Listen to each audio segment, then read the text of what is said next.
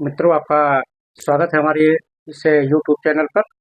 तो हम लोग जो क्लास आज शुरू किए हैं, तो आपकी क्लास रहेगी इतिहास की। तो हम लोग पिछली क्लास में देखे थे हड़प्पा सभ्यता का की खोज कैसे हुई और उसका नामकरण कैसे विद्वानों ने किया, उसकी चर्चा हम लोगों ने किया था।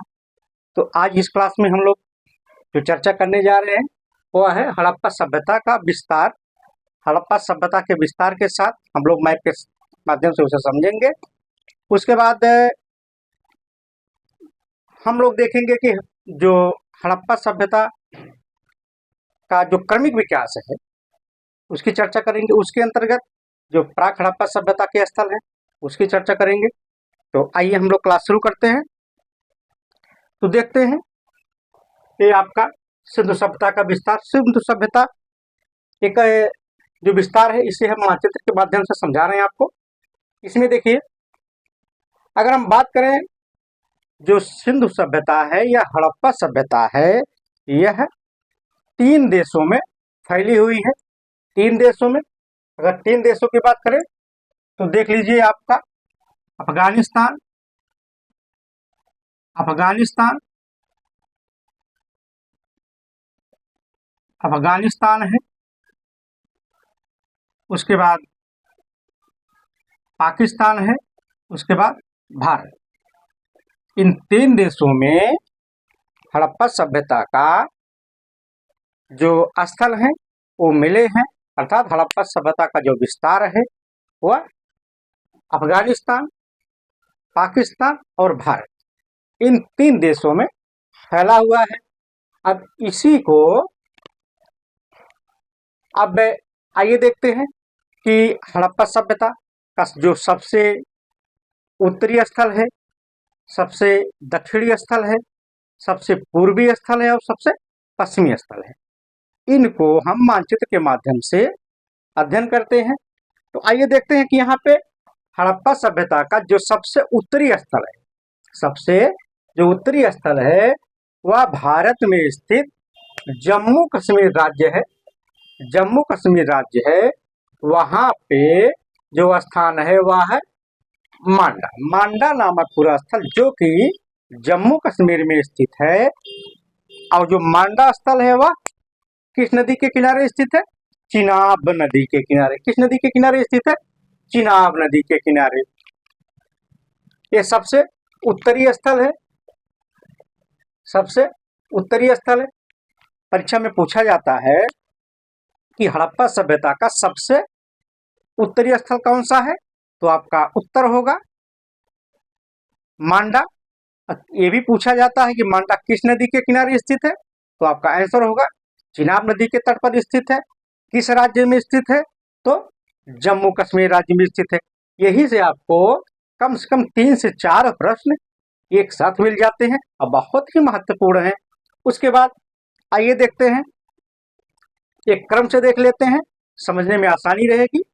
तो क्रम के यहाँ से फिर हम चलते हैं पश्चिम में। यहाँ से चलते हैं पश्चिम में। पश्चिम में पाकिस्तान। अगर पश्चिम में चले यहाँ पे तो पाकिस्तान, पाकिस्तान का एक प्रांत है। कौन सा प्रांत है? बलूचिस्तान प्रांत। कौन सा प्रांत है? बलूचिस्तान प्रांत। बलूचिस्तान प्रांत में एक पूरा स्थल है सुतकांगे डोर। क्या नाम है? सुतकांगे डोर। सुतकांगे डोर जो पूरा स्थल है, सुतकांगे डोर जो पूरा स्थल है, यह सिंधु सभ्यता का सबसे पश्चिमी स्थल है। सिंधु सभ्यता का सबसे पश्चिमी स्थल है। अगर हम बात करें कि जो सिंधु सभ्यता का सबसे पश्चिमी स्थल है वह किस नदी के किनारे स्थित है, आप देखिए यहाँ पे एक है दास्क नदी। क्या नाम है इसका? दास्क नदी। दास्क नदी के तट पर सिंधु सभ्यता या हड़प्पा सभ्यता का जो सबसे पश्चिमी स्थल है वह स्थित है। अब देखिए, हम अगले स्थल की बात कर लेते हैं। अगले स्थल में हम देखेंगे कि हड़प्पा सभ्यता या सिंधु सभ्यता का जो सबसे दक्षिणी स्थल है, हड़प्पा सभ्यता या सिंधु सभ्यता का जो सबसे दक्षिणी स्थल है वह है आपका कहाँ पे है? महाराष्ट्र। कहाँ पे है? महाराष्ट्र। महाराष्ट्र में जो पूरा स्थल है जो पाया गया है यह है दायमाबाद। महाराष्ट्र में जो पूरा स्थल हड़प्पा सभ्यता से पाया गया है, जो कि हड़प्पा सभ्यता का सबसे दक्षिणी स्थल है, सबसे दक्षिणी स्थल है, वह पाया गया है। अगर हम नदी की बात करें तो एक नदी है गोदावरी, गोदावरी नदी जो बहती है उसी की एक सहायक नदी है, कौन सी है? प्रवरा नदी। गोदावरी नदी की जो सहायक नदी प्रवरा है, उसी के तट पर स्थित, उसी के तट पर स्थित हड़प्पा सभ्यता का जो सबसे दक्षिणी स्थल है, जो कि महाराष्ट्र में स्थित है, जिसका नाम है दायमाबाद, वह प्रवरा नदी के तट पर स्थित है। प्रवरा नदी किसकी सहायक नदी है? गोदावरी नदी की सहायक नदी है। अब देखते हैं, आपको एक और बचा जो सबसे पूर्वी स्थल है, आइए उसकी चर्चा करते हैं। अब बात करते हैं, आइए जो सबसे पूर्वी स्थल है वह कौन सा है? आपका है आलमगीरपुर। आलमगीरपुर, अगर हम इसकी स्थिति की बात करें तो कहाँ स्थित है? यह आलमगीरपुर जो स्थित है, यह स्थित है उत्तर प्रदेश राज्य में। आलमगीरपुर जो हड़प्पा सभ्यता का सबसे पूर्वी स्थल है, वह स्थित है उत्तर प्रदेश के एक जिला है, कौन सा जिला है? मेरठ जिला। उत्तर प्रदेश के मेरठ जिले में जो हड़प्पा सभ्यता है, सिंधु सभ्यता है, उसका सबसे पूर्वी स्थल स्थित है। और परीक्षा में पूछा भी जाता है कि आलमगीरपुर, आलमगीरपुर किस नदी के तट पर स्थित है? तो आपका जो उत्तर होगा वह होगा हिंडन नदी के तट पर, हिंडन नदी के तट पर। तो हम लोग हड़प्पा सभ्यता का जो सबसे उत्तरी स्थल है, सबसे उत्तरी स्थल, उत्तरी स्थल, उत्तरी स्थल के बाद हम लोगों ने देखा सबसे पश्चिमी स्थल, सबसे पश्चिमी स्थल, पश्चिमी स्थल के बाद हम लोगों ने देखा सबसे दक्षिणी स्थल, सबसे दक्षिणी स्थल, दक्षिणी स्थल के बाद हम लोगों ने चर्चा की सबसे पूर्वी स्थल, सबसे पूर्वी स्थल। ये जो हमने 4 स्थलों के नाम बताए, अगर यहां से हम प्रश्नों की संख्या की बात करें, कम से कम 4, 8, कम से कम यहां से 15 से 16 क्वेश्चन आपको आसानी से मिल जाएंगे। केवल आपको इस मानचित्र के माध्यम से बहुत आसानी से समझना है, बहुत आसानी के साथ आपको हम समझा रहे हैं, आपको समझना है। उसके बाद अगर इसकी हम दूरी की बात करें, इसकी आकार की बात करें, अगर हम इसकी दूरी की बात करें, दूरी की बात करें कि हड़प्पा सभ्यता का जो सबसे उत्तरी स्थल है और सबसे दक्षिणी स्थल है, सबसे उत्तरी स्थल और सबसे दक्षिणी स्थल जो कि हड़प्पा सभ्यता का है, उसके बीच में दूरी कितनी है? अगर उसकी हम दूरी की बात करें तो आपका है 1400 किलोमीटर। कितना है? 1400 किलोमीटर। हड़प्पा सभ्यता का जो सबसे उत्तरी स्थल कौन सा है? मांडा, जो कि चिनाब नदी के तट पर स्थित है। और सबसे दक्षिणी कौन सा है? दायमाबाद। दायमाबाद, दायमाबाद किस नदी के किनारे स्थित है? प्रवरा नदी के तट पर स्थित। इन दोनों जो हड़प्पा सभ्यता के स्थल है, इनके बीच की दूरी कितनी है? 1400 किलोमीटर। आइए देखते हैं सबसे पश्चिमी, सबसे पश्चिमी और सबसे पूर्वी, सबसे पश्चिमी और सबसे पूर्वी अगर स्थल की बात करें, उनके बीच की दूरी की बात करें तो सबसे पश्चिमी कौन सा है? सुतकांगेडोर। सुतकांगेडोर जो कि पाकिस्तान के बलूचिस्तान में स्थित है, यह दास नदी के तट पर स्थित है। और सबसे पूर्वी कौन सा है? उत्तर प्रदेश के मेरठ जिले में स्थित हिंडन नदी के तट पर आपका आलमगीरपुर स्थित है। सुतकांगेडोर और आलमगीरपुर, सुतकांगेडोर और आलमगीरपुर के जो स्थल हैं, इनके बीच की दूरी की बात करें तो कितना है? 1600 किलोमीटर। ध्यान दीजिएगा, सुतकांगेडोर जो सबसे पश्चिमी स्थल है हड़प्पा सभ्यता का, और जो सबसे पूर्वी स्थल है कौन सा है? आलमगीरपुर। इन दोनों स्थलों की बीच की अगर हम दूरी की बात करें, कितना है? 1600 किलोमीटर। उसके बाद आइए एक बार फिर हम सरसई नगर से देख लेते हैं कि जो हड़प्पा सभ्यता का सबसे उत्तरी स्थल मांडा है और सबसे दक्षिणी स्थल दानाबाद है। इन दोनों के बीच की जो दूरी है कितनी है? 1400 किलोमीटर है। उसके बाद आइए देखते हैं जो सबसे पश्चिमी स्थल है और सबसे पूर्वी स्थल है। सबसे जो पश्चिमी स्थल वह है सुतकांगेडोर। उसके बाद जो सबसे पूर्वी स्थल है वह है आलमगीरपुर। इन दोनों के बीच की जो दूरी है वह कितनी है? 1600 किलोमीटर। अब देखते हैं यहाँ पे हम लोगों ने उत्तरी, दक्षिणी, पश्चिमी और पूर्वी हड़प्पा सभ्यता के जो पूरा स्थल है हम लोगों ने इसकी चर्चा की और इसकी जो दूरी है उत्तर से दक्षिण, पश्चिम से पूरब, इसकी चर्चा की। अब देखते हैं ये जो स्थल है इसका जो आकार बनेगा, इसका जो आकार बनेगा किस आकार का है आइए आपको दिखाते हैं। यहाँ पे ये देखिए, यहाँ पे हम जाएंगे, यहाँ पे फिर यहाँ से यहाँ पे आ रहे हैं, यहाँ पे इसका जो रूप बनेगा, आकार बनेगा, वह मान के चलिए एक त्रिभुजाकार है। कैसा है? एक त्रिभुजाकार है। ध्यान दीजिए कि परीक्षा में पूछा जाता है कि हड़प्पा सभ्यता का जो रूप है, आकार है, किस आकार का है? आपका जो आंसर होगा वह होगा त्रिभुजाकार। कैसा है? त्रिभुजाकार। तो यहाँ पे देखते हैं हमने चर्चा की सबसे उत्तरी, सबसे दक्षिणी, सबसे पश्चिमी और सबसे पूर्वी। उसके बाद हमने चर्चा की उत्तर जो स्थल है और सबसे दक्षिणी स्थल है, इसके बीच की दूरी हमने देखी। उसके बाद जो सबसे पश्चिमी है और सबसे पूर्वी इस स्थल की जो दूरी है हमने देखी। और उसके बाद हमने चर्चा की कि हड़प्पा सभ्यता का जो आकार है वो कैसा है? वह है त्रिभुजाकार। कैसा है? त्रिभुजाकार। आइए लिख देते हैं यहाँ पे, अगर आकार की बात करें तो कैसा है? त्रिभुजाकार। ठीक, कैसा आकार है क्या? त्रिभुजाकार। तो यहाँ से कम आपको चाहे छोटी परीक्षाएं हो चाहे बड़ी परीक्षाएं हो, यहाँ से आपको कम से कम 15 से 20 क्वेश्चन आपको आसानी से मिल जाएंगे। आपको एक एक प्रश्न पर ध्यान देना होगा, एक एक प्रश्न पर, एक एक बिंदु पर ध्यान देना होगा। आप कई बार पढ़िए। उसके बाद आके देखते हैं इसका जो कितने किलोमीटर में यह जो फैला हुआ है हड़प्पा सभ्यता, सिंधु सभ्यता, इसका जो पुराना डाटा है वो कितना बताता है और जो नया डाटा है वह कितना बताता है। आइए देखते हैं जो हड़प्पा सभ्यता का जो क्षेत्र है, जो क्षेत्रफल है, जो नया डाटा है, नए डाटे के आधार पर हड़प्पा सभ्यता का जो क्षेत्रफल है कितना है?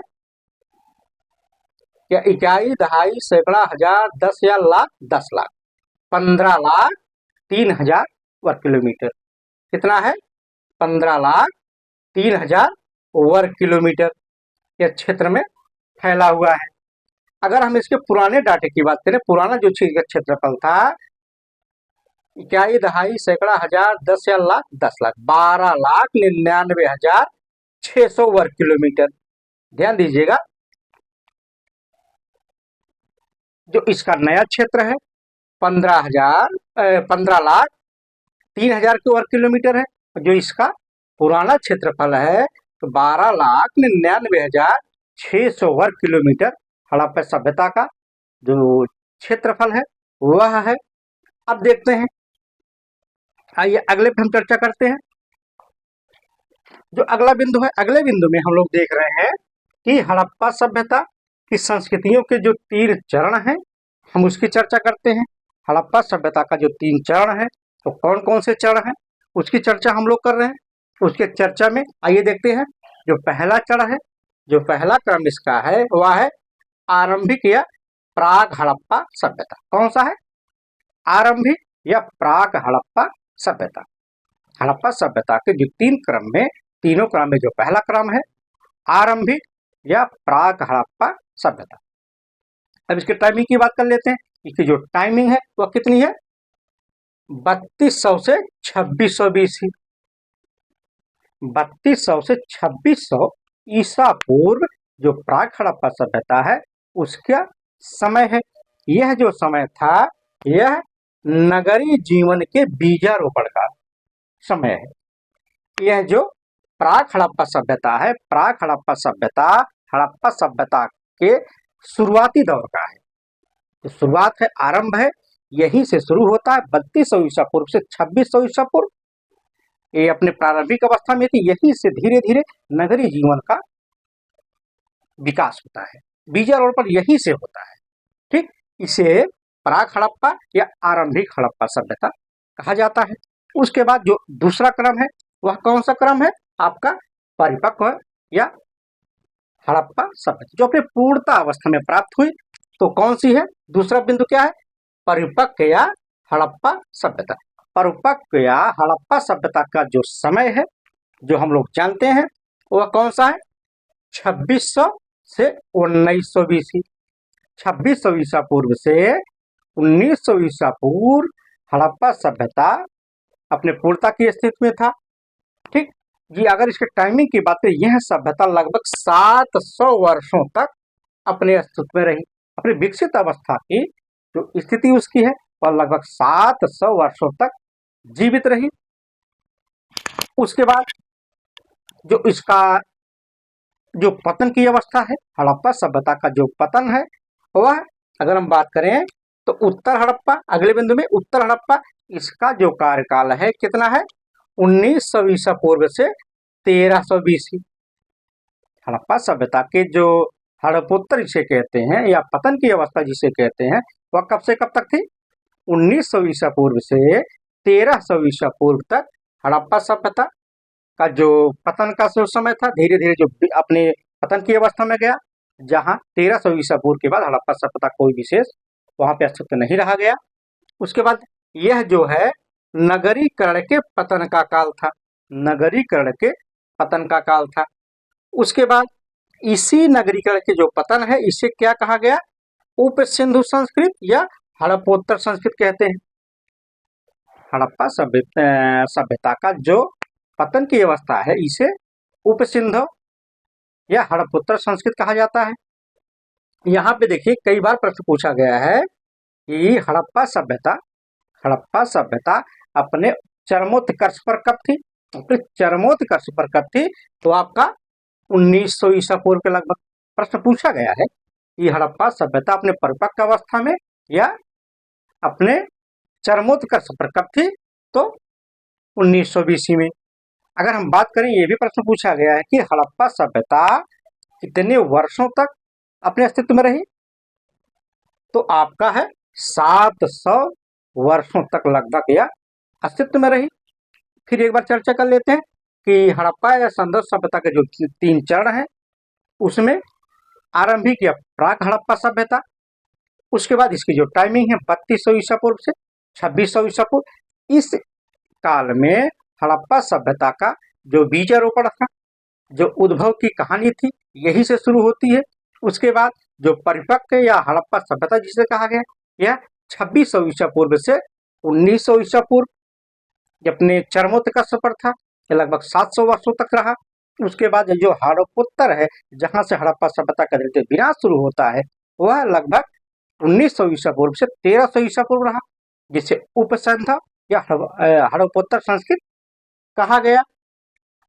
उसके बाद अब हम लोग, जो काफी महत्वपूर्ण है, परीक्षा में पूछा जाता है कि प्राक हड़प्पा जो संस्कृत है, वहां से जो संबंधित पुरास्थल हैं वो कहाँ कहाँ पाए गए, उसकी चर्चा हम लोग पहले थोड़ा इसकी चर्चा कर लेते हैं। तो यहाँ पे देखिए, प्राक सैंधव हड़प्पा, प्राक सैंधव या हड़प्पा संस्कृत, हड़प्पा संस्कृत यहाँ पे। उसके बाद पहला बिंदु इसकी चर्चा कर लेते हैं। प्राक हड़प्पा सभ्यता या जो सैंधव सभ्यता है,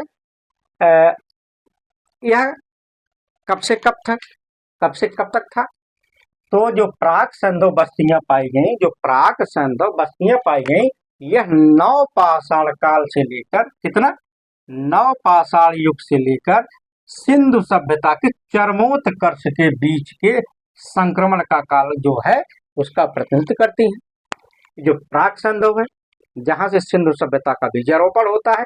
या किनके बीच था कि आपका जो नवपाषाण काल है, नवपाषाण काल और जो हड़प्पा सभ्यता के सिंधु सभ्यता के बीच का जो काल है, जो संक्रमण काल है, उसी के बीच ये प्राक सैंधव जो सभ्यता है वह विकसित हुई। तो अगले बिंदु की चर्चा कर लेते हैं। अगले बिंदु में ये संस्कृतियां जो है, जो प्राक सैंधव संस्कृतियां हैं, यह ताम्रपाषाण काल से संबंधित है। किससे संबंधित है? ताम्रपाषाण काल से संबंधित। अगर बात करें सैंधव सभ्यता के जो उद्भव के मूल तत्व इन्हीं संस्कृतियों में खोजा जाना चाहिए, ताम्रपाषाणी संस्कृतियों में खोजा जाना चाहिए। अब हम देखते हैं जो प्राक सैंधव जो स्थल है किन किन देशों में पाया गया, उसकी चर्चा हम कर लेते हैं। आइए देखते हैं यहाँ पे प्राक सैंधव जो स्थल है, प्राक सैंधव स्थल आपका जो पाया गया वह 3 देशों में पाया गया। पहला, अगर हम बात करें, दक्षिणी अफगानिस्तान में पाया गया। कुछ इसके जो प्राक सैंधव स्थल है, पूछा जाता है प्रश्नों में, प्राक सैंधव स्थल संबंधित है तो उस स्थल का नाम दे देता है। तो उसमें देखिए आपका दक्षिणी अफगानिस्तान में कुछ स्थल पाए गए हैं। इसकी चर्चा हम अगली क्लास में करेंगे, तो मानचित्र के माध्यम से समझेंगे हम लोग इसको। उसके बाद देखते हैं पाकिस्तान में जो कुछ प्रांत है, उसमें कौन सा प्रांत है? एक बलूचिस्तान प्रांत है, आपका सिंध प्रांत है और पंजाब प्रांत क्षेत्र। जो बलूचिस्तान क्षेत्र है, जो सिंध क्षेत्र है और जो आपका पंजाब क्षेत्र, इन तीनों क्षेत्रों से जो कि पाकिस्तान में स्थित है, यहाँ से प्राक सैंधव स्थल प्राप्त होते हैं।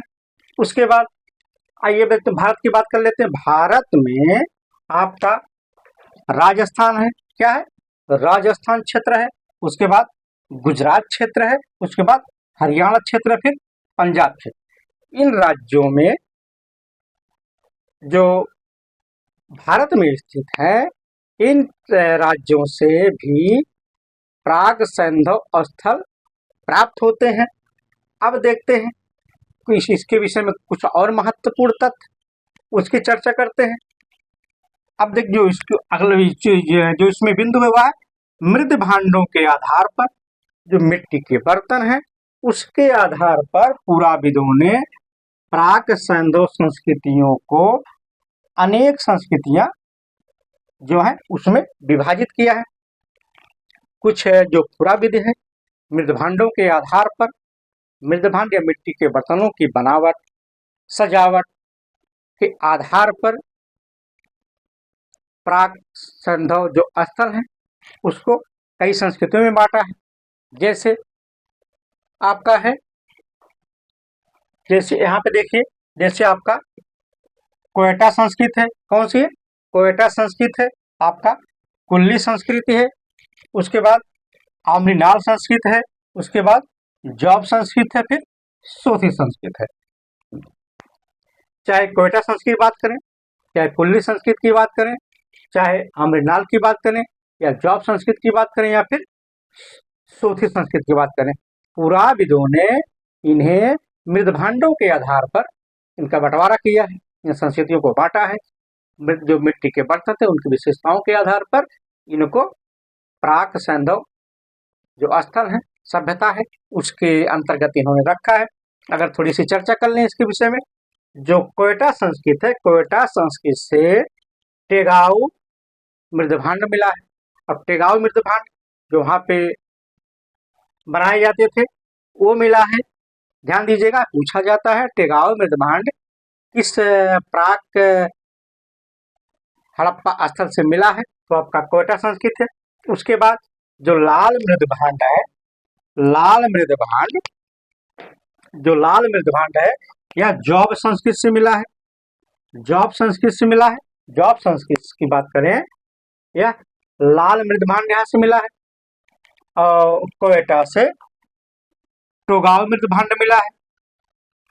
टोगाव मृदभांड मिला है।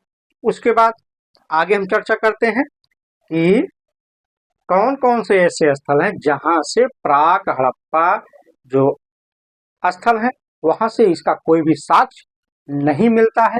उसमें आगे देखते हैं आपका जो लोथल है, कौन सा? लोथल है। लोथल के बाद अगला है देसलपुर है। देसलपुर के बाद आपका है चहुदड़ो है। चहुदड़ो के बाद आपका है आलमगीरपुर है। आलमगीर के पुर के बाद आपका है रोपड़ है। रोपड़ के बाद आपका है मिताथल।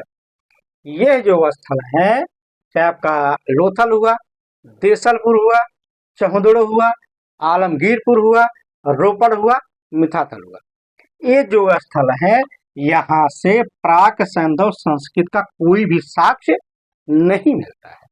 ध्यान दीजिएगा, अगर यहाँ पे ये आपका आंसर में दे दे किन क्षेत्रों से प्राक सैंधव स्थल के साक्ष्य नहीं मिलते हैं, तो आपको ये ध्यान रखना होगा, याद करना होगा कि आपका लोथल है। लोथल के बाद आपका देसलपुर है। देसलपुर के बाद चहुदड़ो है। चहुदड़ो के बाद आलमगीरपुर है। आलमगीरपुर के बाद रोपड़ है। रोपड़ के बाद मिताथल। मिताथल के ये जितने भी स्थल हमने बताए, यहाँ से प्राक सैंधव स्थल के साक्ष्य नहीं मिलते हैं। उसके बाद देख लीजिए, यहाँ पे चोलिस्तान में स्थित चक 76 और गमनवाली, संधान, बालाथेर मात्र 3 ऐसे स्थल हैं जो कि प्राक सैंधव से परिपक्व सैंधव में या नगरीकरण में रूपांतरित हो गई। ठीक, अब थोड़ा ध्यान देते हैं, जो पाकिस्तान में एक क्षेत्र है चोलिस्तान, यहाँ पे जो पूरा स्थल है, जो स्थल थे, चाहे जिसे जिसे पूरा विद्रोह नाम दिया है चक 76, क्या नाम दिया पूरा विद्रोह ने? चक 76। उसके बाद गमनवाली जो पूरा स्थल है वहां से, उसके बाद संधान, बालाथेर। चक 76, गमनवाली और संधान, बालाथेर, तीन ऐसे स्थल थे जहां से सीधा प्राक सैंधव से, जो प्राक सैंधव स्थल थे, जो प्राक सैंधव स्थितियां थी वहां से सीधे परिपक्व सैंधव नगरीकरण के सीधा वहां पे रूपांतरित हो जाती हैं। उसके बाद हम लोगों ने इसकी चर्चा कर ली। अब हम लोग अगली क्लास में हम लोग चर्चा करेंगे जो प्राक हड़प्पा जो संस्कृतियां हैं, जो यहाँ पे हमने चर्चा की, किन देशों में स्थित रही। ये आपका दक्षिणी अफगानिस्तान में है, आपका पाकिस्तान में है, किन किन क्षेत्रों में थी हम लोगों ने चर्चा की। उसके बाद भारत में उसकी चर्चा की। तो यहाँ से संबंधित जो महत्वपूर्ण तथ्य थे हमने उसकी चर्चा की। उसके बाद जो हम लोग की अगली क्लास होगी, उसमें हम लोग देखेंगे कि प्राक सैंधव या हड़प्पा जो प्राक सभ्यता है, उनके जो स्थल हैं उसको हम एक एक करके मानचित्र के माध्यम से अच्छे से समझेंगे कि जो अफगानिस्तान में स्थित प्राक सैंधव स्थल है, उनकी स्थिति अफगानिस्तान में कहाँ पे है। उसके बाद हम लोग क्रमवार देखेंगे कि पाकिस्तान में जो आपका पंजाब क्षेत्र है, वहाँ पे कौन कौन से स्थल है जो प्राक सैंधव स्थल से संबंधित है। उसके बाद थोड़ा नीचे आएंगे, जो सैंधव स्थल है वहाँ पे देखेंगे कि प्राक सैंधव स्थल यहाँ पे कौन कौन से हैं। उसके बाद नीचे आएंगे, फिर देखेंगे बलूचिस्तान क्षेत्र में जो प्राक सैंधव स्थल थे उसकी चर्चा करेंगे। फिर हम लोग देखेंगे मानचित्र के ही माध्यम से भारत में अगर हम पंजाब क्षेत्र की बात करें, वहाँ पे जो 2 स्थल पाए गए हैं उसकी चर्चा हम लोग करेंगे। उसके बाद हम लोग हरियाणा में जो प्राक सैंधव स्थल पाए गए हैं उसकी चर्चा करेंगे। फिर आएंगे देखेंगे राजस्थान में जो प्राक सैंधव स्थल हैं उसकी चर्चा हम लोग मानचित्र के माध्यम से बहुत अच्छे तरीके से समझेंगे। तो हम आशा करते हैं कि जो क्लासें हमने आज मानचित्र के माध्यम से समझाई हैं, जो उसके विस्तार की चर्चा हम लोगों ने की, उसके बाद प्राक सैंधव जो स्थल थे उसकी चर्चा हम लोगों ने कर ली है। तो आप लोग पढ़ते रहिए, ये सब जितने भी पॉइंट हैं, जितने भी बिंदु हैं, एग्जाम की दृष्टि से टीजीटी पीजीटी के छात्रों के लिए यह रामबाण है। यहाँ से आपको क्वेश्चन तो मिलना ही मिलना है। अगर मानचित्र के माध्यम से देखें जो यहाँ पे हमने बताया, यहाँ से बहुत सारे क्वेश्चन आपको मिल जाएंगे। तो आप इसे पढ़ते रहिए। तो धन्यवाद, मिलते हैं फिर अगली क्लास में।